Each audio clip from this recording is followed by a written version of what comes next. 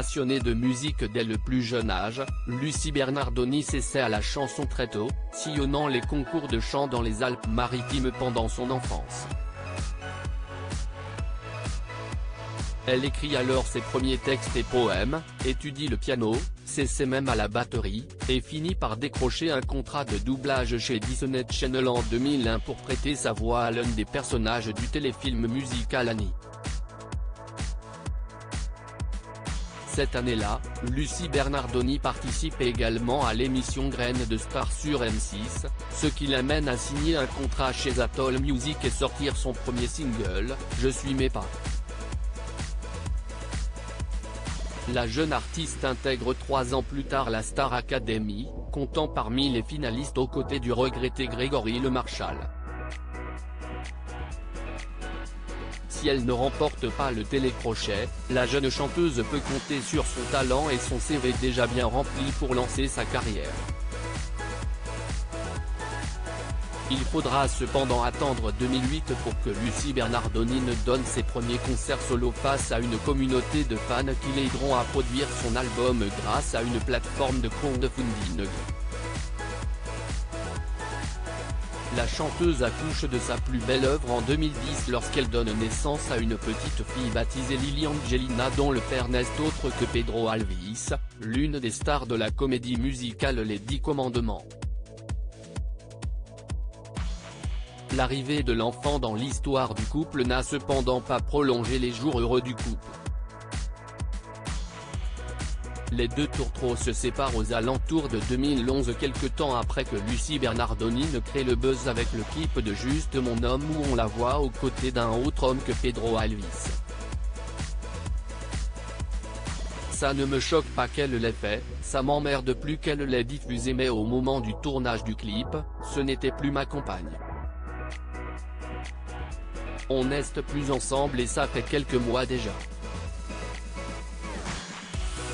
On a eu un enfant, très bien, c'était un enfant de l'amour mais ça n'a pas été l'enfant d'un couple, avait commenté ce dernier sur MCM en 2011. Pedro Alves ajoutait, j'ai eu ma période où j'ai mangé chaud mais là je ne suis pas triste, j'ai énormément de chance, l'amour tient à moi. Tout rebondit très vite, dès qu'on attend plus les choses elles arrivent très vite et la vie est faite de belles rencontres et j'ai la chance d'en faire. Cette belle rencontre, c'était Pascal Obispo, compositeur des 10 Commandements.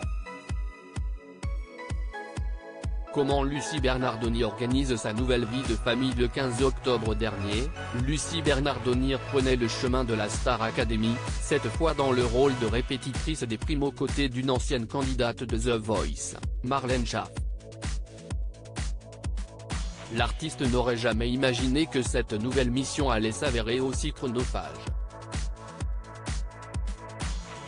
Je ne me doutais pas que ce serait aussi intense. On bosse autant que les élèves. Pour pouvoir voir mon mari et ma fille, je les fais venir sur les primes, confie-t-elle à Téléstar. La jeune Lily Angelina, elle, ne loupe pas une miette du reboot de la Star Academy. Elle et ses copines adorent. Elle me pose plein de questions. Si est-ce chouette que cette génération s'y intéresse, ça va susciter des vocations. J'en suis sûr, poursuit sa mère, heureuse de lui avoir transmis sa passion. Sa fille écrit d'ailleurs comme elle dans sa jeunesse, et joue de la guitare. Elle est très douée mais ce que j'aime chez elle, si est qu'elle a compris qu'elle était encore jeune, qu'elle devait d'abord bien bosser à l'école. On se prend alors à imaginer Lily Angelina dans les pas de sa mère à la Star Academy d'ici quelques années.